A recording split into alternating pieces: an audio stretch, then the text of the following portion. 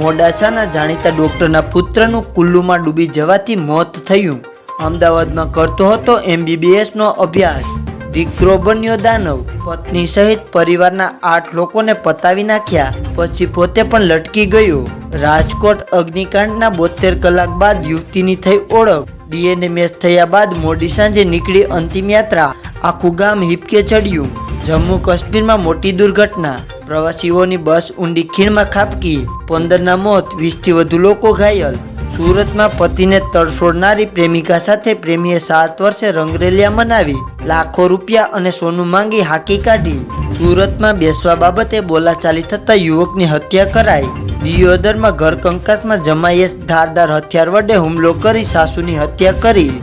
એક બાઇક પર જતા 3 યુવકોને નડ્યો અકસ્માત, 2ના મોત, 1 ગંભીર રીતે ઇજાગ્રસ્ત। ડાયમંડ વર્કર યુનિયન રત્ન કલાકારોના 10,000 બાળકોને વિનામૂલ્યે નોટબુક અપાશે। ગેસની બોટલ ચોરીની પૂછપરછ કરવા જતા સુરતના કડોદરામાં હુમલો, પીડિતા ઇજાગ્રસ્ત, પુત્રનું મોત।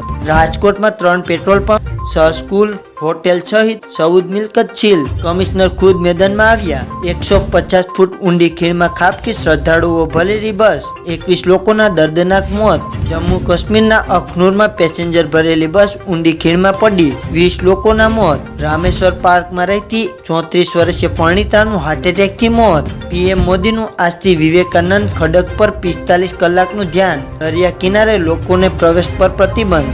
અરવલ્લીના કિડિયાદ ગામે વાત્રક નદીમાં ડૂબી જવાથી આર્મી જવાન અને હરણાવ નદીમાં ડૂબી જવાથી 2ના મોત।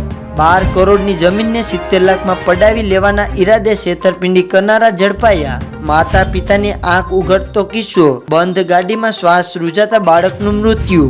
વડોદરા નજીક કેનાલમાં પિકઅપ વાન પડી ગઈ, 4 લોકોના મોત, 7 લોકો ઘાયલ। ભુજના બુટલેંગરના હત્યારા સાસુ સસરા ઝડપાયા। રોડ ક્રોસ કરતી વખતે કાર ચાલકે વૃદ્ધને અડફેટે લેતા સારવારમાં મોત।